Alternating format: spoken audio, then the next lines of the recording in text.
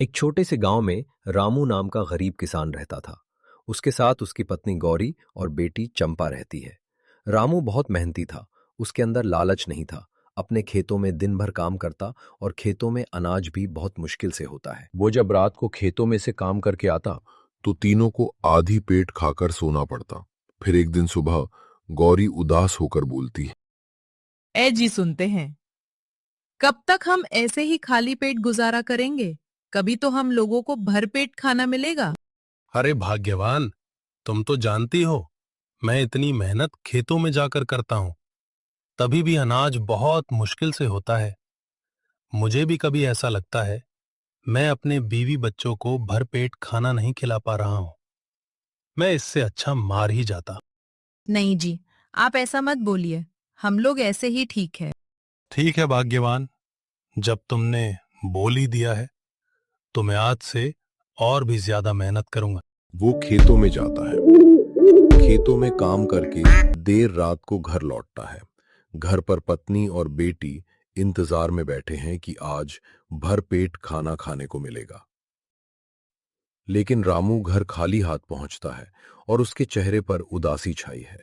रामू का खाली हाथ देखकर चंपा समझ जाती है आज भी आधी पेट खाकर सोना पड़ेगा। वो रसोई में जाकर बर्तनों में हेरती है तो उसे एक मुट्ठी चावल मिलते हैं, तो उसे वो पकाने लगती है।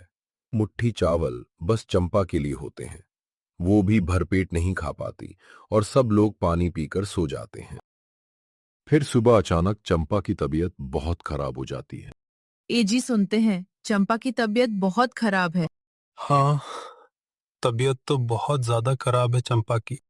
ए जी, हमारी बेटी को कुछ होगा तो नहीं ना? नहीं, मैं कुछ नहीं होने दूंगा चंपा को। चंपा के पापा, इसे डॉक्टर के पास ले चलिए। रानू मन ही मन सोचने लगा, हमारे पास तो इतने पैसे भी नहीं हैं कि मैं अपनी बेटी का इलाज करा सकूं। फिर भी रामू अपनी बेटी को अस्पताल लेकर पहुंचता है।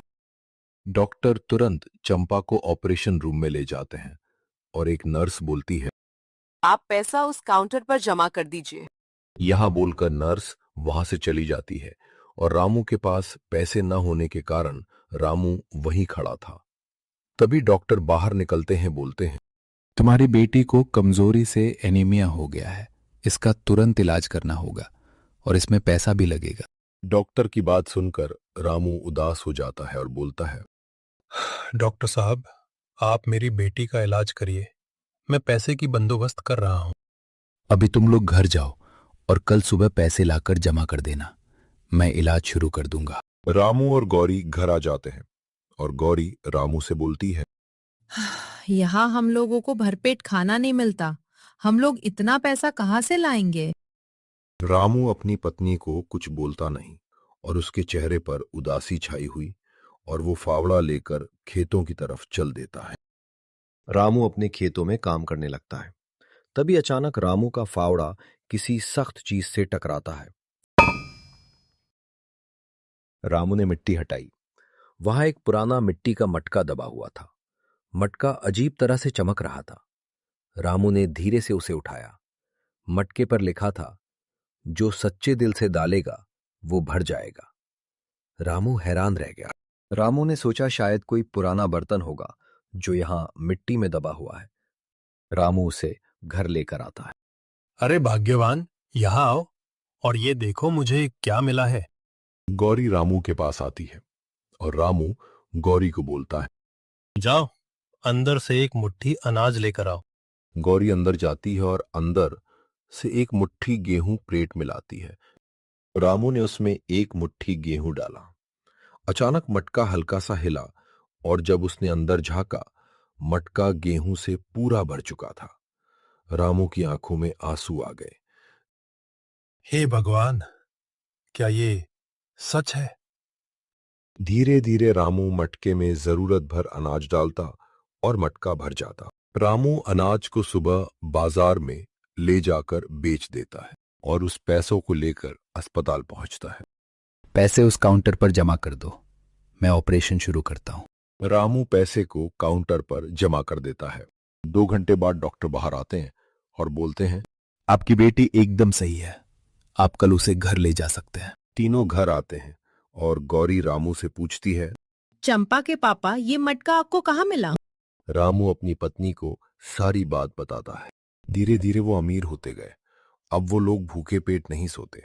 लेकिन रामू ने कभी लालच नहीं किया। अगर हम इसमें सोना डाल दे तो? रामू शांत आवाज में बोला। हमें जितना चाहिए उतना ही काफी है। अधिक लालच करना अच्छी चीज नहीं है। ऐसे ऐसे दिन बीतते गए। एक रात रामू ने सपना देखा। सपने में एक साधु आया और बोला, रामू, ये मटका जादू का नहीं, तेरी नीयत का है। अगले दिन रामू ने फिर मटके में गेहूं डाला, लेकिन इस बार मटका खाली ही रहा। रामू समझ गया, मटका उसकी परीक्षा ले रहा था। जब तक उसके मन में संतोष था, मटका भरता था। जिस दिन मन में लालच आया, मटके का जादू खत्म हो गया। रामू मुस्कुराया और हाथ जोड़कर साधु को प्रणाम करता है। फिर रामू मटके को लेकर खेतों की तरफ चल देता है। उसने मटके को फिर से खेत में दबा दिया। रामू ने मेहनत जारी रखी। धीरे धीरे उसकी फसल सच में अच्छी होने लगी। गांव वाले कहते थे। रामू के खेत में भगवान का आशीर्वाद है।